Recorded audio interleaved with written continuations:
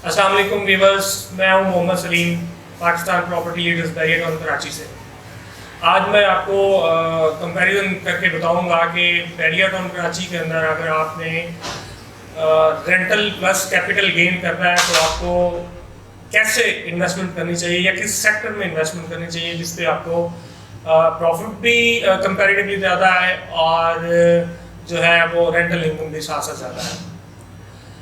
दो किस्म की इन्वेस्टमेंट्स होती हैं फॉर रेंटल पर्पस। एक रेजिडेंशियल पर्पस होता है और एक होता है कमर्शियल के अंदर आपने इन्वेस्टमेंट करना है। हमेशा जो कमर्शियल सेक्टर होता है उसमें एक तो बूस्ट के चांसेस ज़्यादा होते हैं कैपिटल गेन के।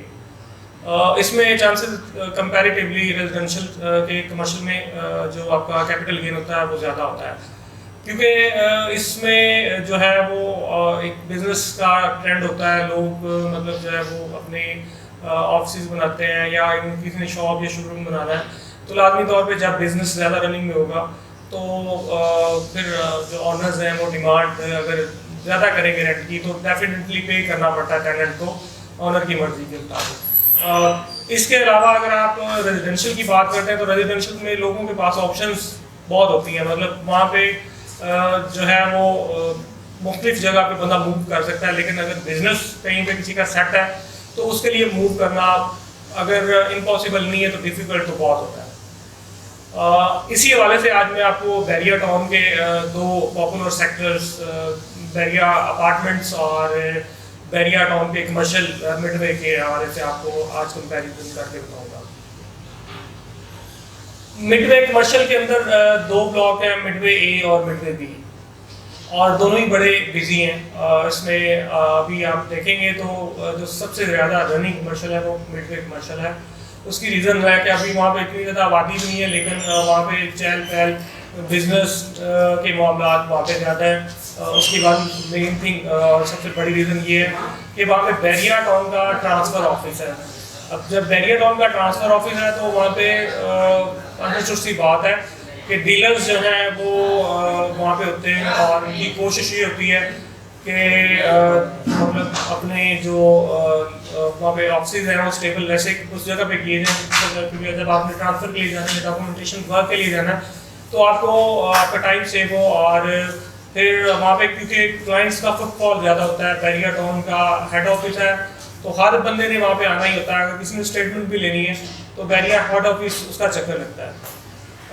और जब उसका चक्कर लगेगा तो लाजमी तौर पे वो जहाँ पे सराउंडिंग एरिया के अंदर वो विजिट करेगा, वहाँ पे लोगों के पास जाएगा, तो जहाँ पे जिन लोगों के शोरूम शॉप्स या ऑफिस हैं तो उनका बिजनेस बढ़ेगा। जब उनका बिजनेस बढ़ेगा तो वहाँ पे लाजमी तौर पर रेंटल वैल्यू ज़्यादा आएगा। यहाँ पे 5 मरला या 125 गज का जो प्लॉट है उसकी प्राइस जो है वो 2 करोड़ से लेकर 2 करोड़ 25 तक है ए और बी ब्लॉक के अंदर। और अगर हम ऑफिस की बात करते हैं, कोई बंदा अगर फुल प्लॉट बाय नहीं कर सकता और उस पर प्लाजा नहीं बना सकता तो वो 50 से 55 लाख रुपए का एक ऑफिस खरीद सकता है। 550-600 स्क्वायर फीट का होगा। और अब आते हैं हम अपार्टमेंट्स की तरफ। रेजिडेंशियल अपार्टमेंट्स जो होते हैं उसमें जो है वो लिविंग के लिए तो आपने अगर ज़ाती तौर पर रहना है तो बहुत अच्छी चीज़ है, लेकिन फॉर रेंटल पर्पज उसमें फिर मुख्तलिफ चीज़ें आ जाती हैं कि आपने अगर रेंट लेना है तो यहाँ पे अक्सर ऐसे फैमिलीज होती हैं जो मतलब 4-6 साल बाद मूव करती हैं और फिर आपको बार बार मतलब इन मामलात में वो पार्टी आ रही है जा रही है और फिर वो खाली हो रहा है, रेंट पे दे रहे हैं, लोगों को कमीशन दे रहे हैं और फिर आपको वो बार बार पेंट करवाना पड़ रहा है, फिर बार बार आपको मीटिंग के लिए बैरियर ऑफिस में आना पड़ रहा है। तो ये काफ़ी एक किस्म का थोड़ा सा कॉम्प्लिकेटेड और टाइम टेकिंग मरला है। दूसरी सेंस में आप अगर 55 लाख से लेके अगर 2 बेड का अपार्टमेंट लेते हैं और 65 तक का रेट है तो जो रेडी है की के साथ, और वहाँ पे आपको रेंटल कितना मिलता है, यही को 18 को था। और अगर आप वही 50 लाख या 55 लाख वाले अपार्टमेंट की बात करते हैं वो उसकी प्राइस भी कम है। सॉरी, ऑफिस की मैं बात कर रहा हूँ। अगर आप 50 से 55 लाख रुपए वाले ऑफिस की बात करते हैं तो उसकी प्राइस भी मतलब 65 लाख से नीचे है। 10 लाख का फ़र्क है, 5 से 10 लाख रुपए का। और रेंटल जो है वो 25,000 से लेकर 35,000 तक है। ठीक ठाक उसमें आपको जो है वो रेंटल इनकम भी परसेंटेज ज़्यादा है, बहुत हैंडसम जो है वो रेंटल इनकम है। और दूसरी बात यह है कि जब एक आपकी कोई भी कमर्शियल कंपनी या कोई ऑफिस आपसे वो ऑक्यूपाई करता है, रेंटल एग्रीमेंट करता है, तो उसमें चांसेस ज़्यादा होते हैं कि वो 1 साल से ऊपर, मतलब 2 साल 4 साल 5 साल वो आपके साथ चलने के, ये लॉन्ग टर्म भी लोग चलते हैं। और क्योंकि बिजनेस जब तक चलता है तो लोग, कोई भी बंदा ये पसंद नहीं करता कि वो अपनी लोकेशन जो है उसको चेंज करे और नई जगह पर जाए और दोबारा से अपनी ब्रांडिंग, उसको सारे मामला दोबारा से नहीं देखने पड़े।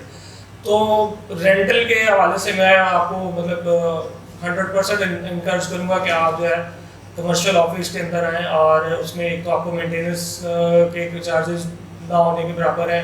जब आपका ऑफिस खाली नहीं होगा तो आपको मेंटेनेंस की परवाह नहीं होगी और फिर टाइमली आपको रेंट भी मिलता रहेगा। लेकिन अगर आप रेजिडेंशियल अपार्टमेंट की तरफ जाते हैं तो उसमें फिर यही है कि 6 माह 4 माह बाद वो आपका अपार्टमेंट खाली हो रहा है और आपको बार बार जो है वो उसको मतलब ब्रोकर से कहना पड़ रहा है कि जिसको दोबारा रेंट पे दें, और फिर उसको पेमेंट करवा रहे हैं और फिर आपको बार बार मीटिंग हो रही है आपकी, आपको टाइम देना पड़ रहा है। तो अगर तो आपने रहना है तो आप रेजिडेंशियल प्रोजेक्ट्स के अंदर आएँ और इन्वेस्टमेंट करें और लिविंग को एंजॉय करें बैरियर टाउन की। लेकिन अगर आपने इन्वेस्ट करना है तो मेरे मशवरे के मुताबिक आप जो है वो ऑफिस में जाएं और वहाँ पे आप एक पुरस्कून किस्म की एक रेंटल इनकम को एंजॉय कर सकते हैं।